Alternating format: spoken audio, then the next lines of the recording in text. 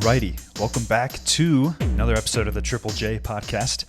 My name is Nick. For those who don't know me, I am the founder, the director of Triple J. If you don't know what we do, what I do, Triple J is a platform that pursues to educate you. And you may be a digital marketer, an entrepreneur, an executive, or just another business professional. And I want to provide you with the best content on the planet that helps you expand and grow your business and brand. And whether it's for your business or your own personal enjoyment, my goal is to provide you with industry-first deliverables that analyze market trends and assist your strategies for building your marketing principles. The podcast that we have here is the Triple J podcast, and we have what are called shows within the show. Today's show, we got another Real Talk. Another back-to-back Real Talk episode. It's typically a 5 to 20 minute segment where I give you some real talk, give you some advice and some counsel on how to build your own personal brand, development, and how to build a better life for yourself and those around you. Okay, other times I will do what's called a Q&A, where as you will guess, you provide the questions and I give you the answers. You can send in these questions to me in a few different ways. The first of which is to message me on LinkedIn, which is at Nick Gelderks. You can go ahead and message me there. You can put it in a comment, whatever you want to do, feel free to do it. The second way is this. You can email me those questions at triplejstudios with 2 S's at gmail.com. Okay, just basically the same URL as what it is on the website with 2 S's at gmail.com. On other occasions, we have what I call scour the internet or search the internet. And this is where I go in and research emerging or popular marketing trends, and I give you my take on them. I get you to understand why certain brands are doing different strategies, and I unpack as to why you should or shouldn't incorporate these into your own personal brand or business. We also have a typical run-of-the-mill interview podcast type of format where I basically invite a guest onto the show.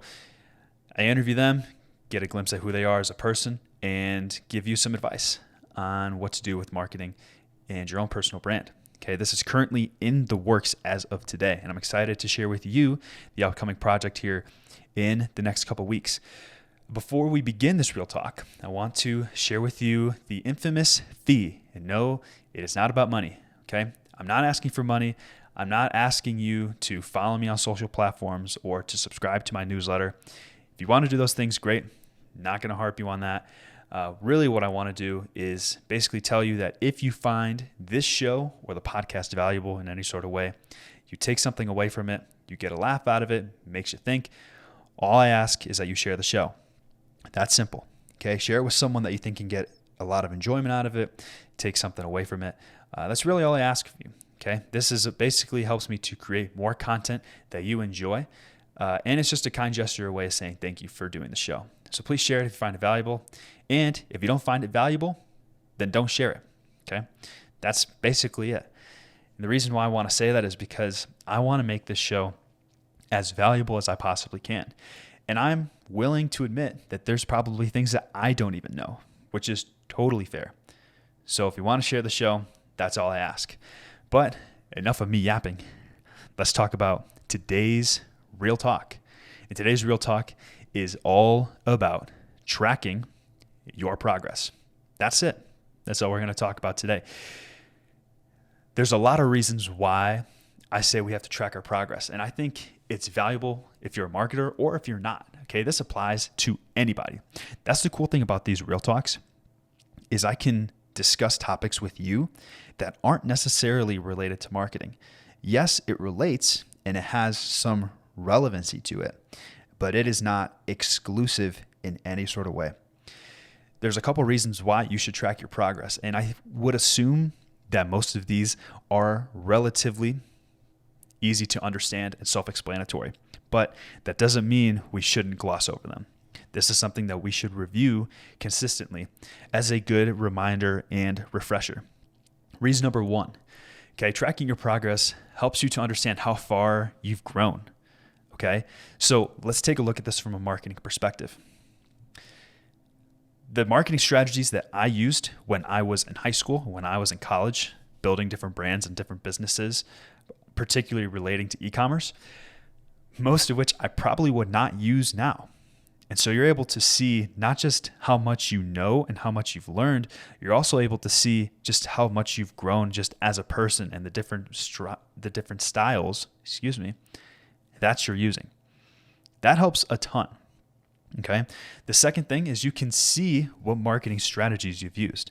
Okay. So like I said before, there's certain strategies that I used when I was 19, 20, 21 that I wouldn't use now just because I know what's effective and I know what's not.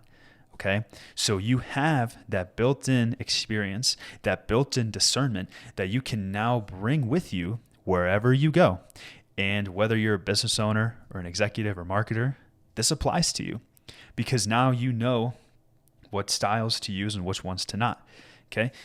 Mind you, you can replace marketing with leadership.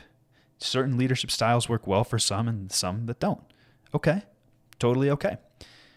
But now you know how to pivot and recycle those different strategies to help you and your brand grow.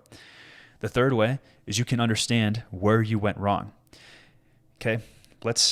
I guess I'll go back to this business side.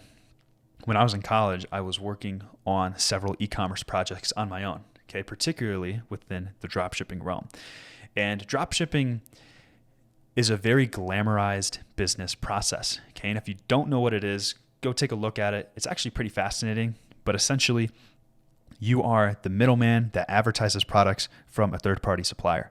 Okay, so if someone buys from your store, all you do is you buy from the supplier and ship it directly to the customer. So you don't have any overhead inventory.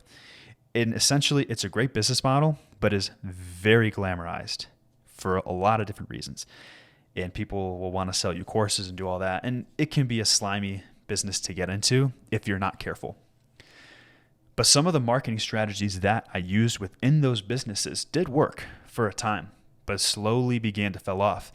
And I would always wonder why that is. Like, why is it that some of my strategies just aren't working? Well, in part, it's because I didn't know any better. The ignorance is bliss mantra can be good and bad, as we all know. And at least in this case for me, it wasn't particularly good, okay? So it helps you to understand how you've grown. And the fourth way that tracking your progress is helpful is you can evaluate what to do differently. So now you know what doesn't work. So you can now begin to experiment and track different styles and different strategies to see what actually does work. So then your campaigns, your strategies become more defined, more accurate, more precise, and essentially more effective. So you're not necessarily spending as much money as you were before, but you now know that the money that you are spending is driven and for a purpose. Okay, that's the whole purpose behind this. Particularly within the dropshipping segment, I'll continue this. People do this all the time. Like I said before on a previous podcast, a lot of times what dropshippers will do is they will have several different ad sets and a couple ads within each ad set. So for an example, they might have 10 different ad sets or different target audiences they're trying to reach. And within each ad set, they might have 3 to 4 different ads. Okay, so when you look at it big picture, they might have 30 to 40 ads that they're running. And they might run those for a span of 3 days to an entire week. So now that they have all of the data in front of them after 1 week, they're now able to take a look and see what ads perform the best and what ads perform the worst. Okay, so let's say they had 5 ads out of the 40 that did pretty well. So now they don't have to reinvent the wheel here. They just go ahead, recycle those ads, and upscale them if they're performing well. And they just keep doing that until they have a perfected strategy, and then they can scale from there. That's the whole point in this, is you're able to track your progress. So now I want to kind of tie this into a more personal aspect, okay? Tracking your progress is not easy. It's hard. And most people do not want to do it. And in turn, when they don't do it, they don't understand how much progress they've been through, which ultimately leads to them probably quitting or not following through on the goals that they had. So let me just share with you this one thing here. I want to share with you the beginning of my journey because I think this is valuable. So if you're watching this on video, this will be very helpful for you. If you're watching this on audio, if you're listening to this on audio, this may not be as helpful. So let me go ahead and pull this up here real quick. Okay, so you can see this now. This is my case study page that I've been posting all of my marketing case studies on. Okay, everything from the most recent one, with Nike and Pata all the way down. Second page to my first one. Okay. Did I know that the Nike Air Max DN marketing case study was going to be good? I didn't think so. But here's the thing. You will never start off with a fantastic deliverable at first. Okay. My first podcast that I did on the Triple J podcast probably sucked. Just real. Okay. This one here, if you're comparing this episode here to, Lord willing, if I get to episode 200, okay, compare 200 to episode 4. Going to be very different. Okay, for good reason. And you would hope for that, right? Tracking your progress is helpful. Okay, when I see this, I see a couple things that I did really well, and I see a couple things where I kind of messed up. That's okay. Now, the common rebuttal is, well, Nick, why don't you go in and just fix that? Or why don't you go in and re-edit that so you can understand and just kind of have uniform on how everything looks? Here's the reason why I don't do that. There's a reason why I don't go in and change all the stuff. Here it is.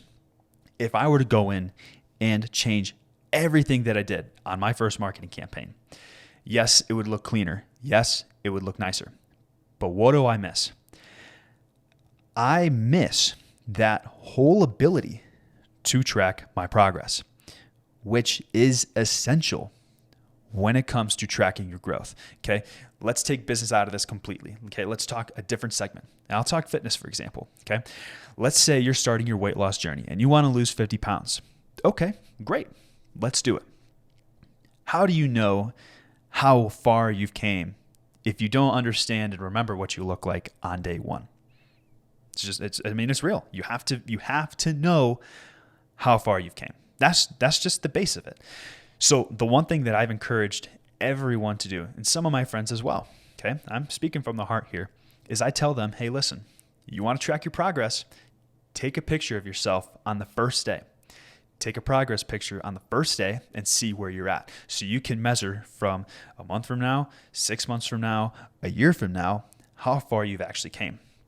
And so when you take those pictures, you're able to compare them side by side and to realize, man, like I really have made a lot of progress. I have come a long way. Isn't that what you want at the end of the day? I would think so. So that's all it is, right? You have to track your progress for everything in life, okay?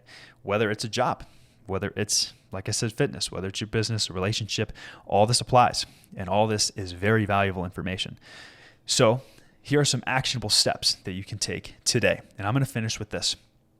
Right after listening to this episode, go out and take a progress snapshot of what you're really working on and are passionate about. So fitness, take a selfie in the mirror. Take a mirror pic. Totally authentic. That is the most authentic you that you can get. Take a picture. See what you're at. See where you're at. Where's your progress at? And then you're able to really track it by the time you get to day 30, day 90, day 365, whatever you want. Okay? If it's within your business, write down all of your metrics. Write down all the key indicators and where they're at. Write down your open rate. Write down your cost per click. Write down the average social engagement per post. All of those parameters, write them down. And then track them, measure them for however long you want, like I said before. So you're able to actually understand and see how far you or your team have really developed and grown. That's it. So I encourage you to do that in whatever sort of way. Take that snapshot, not a mental snapshot, an actual physical snapshot that you can tangibly see. And if you can do that and track that out and stay disciplined, you're going to see progress. And that I can guarantee. So that's the end of the show. It's the end of the real talk. If you find this valuable in any way, share the show. Don't miss out. And I will see you in the next one. Take care.